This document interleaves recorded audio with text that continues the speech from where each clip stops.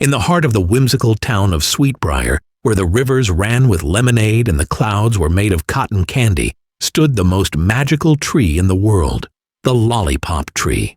Unlike ordinary trees, this one grew not leaves, but giant, shimmering lollipops in every color of the rainbow. They sparkled under the sun, filling the air with a scent of caramel, strawberry, and peppermint. But the most extraordinary thing about the lollipop tree wasn't just its candy, it was its magic.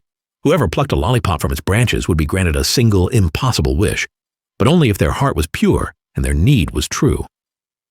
One day, a gloomy fog rolled into Sweetbriar, and with it came an eerie silence.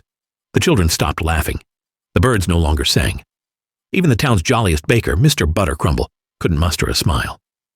A little girl named Pip, with wild curls and a nose for adventure, noticed something strange. The lollipop tree's colors were fading. Its branches drooped, and the lollipops had turned dull and gray. Pip knew something was wrong. She tiptoed up to the tree and whispered, "What's stealing our laughter?" To her surprise, the tree spoke back. "A shadow has come," it murmured in a voice like melting sugar. "The Giggling Goblin has taken the town's joy, and without laughter, my magic fades." Pip gasped. The Giggling Goblin was a trickster from old stories, a creature who fed on happiness. If he stole all the laughter, Sweetbriar would be doomed to eternal gloom. But there was one hope, the Golden Lollipop, hidden at the very top of the tree. It was said to hold the purest magic, strong enough to defeat the goblin. Pip climbed the tree, her hands sticky with syrup, dodging branches that swayed like they were alive. At the very top, she found it, the last glowing lollipop, pulsing like a tiny sun. She plucked it and made her wish. "Bring back our laughter!" A burst of golden light exploded from the lollipop, racing through the town like a wave of fireworks. The fog burned away. The children gasped, then burst into giggles. The birds chirped. Even Mr. Buttercrumble let out a booming laugh as his pastries puffed up in the oven.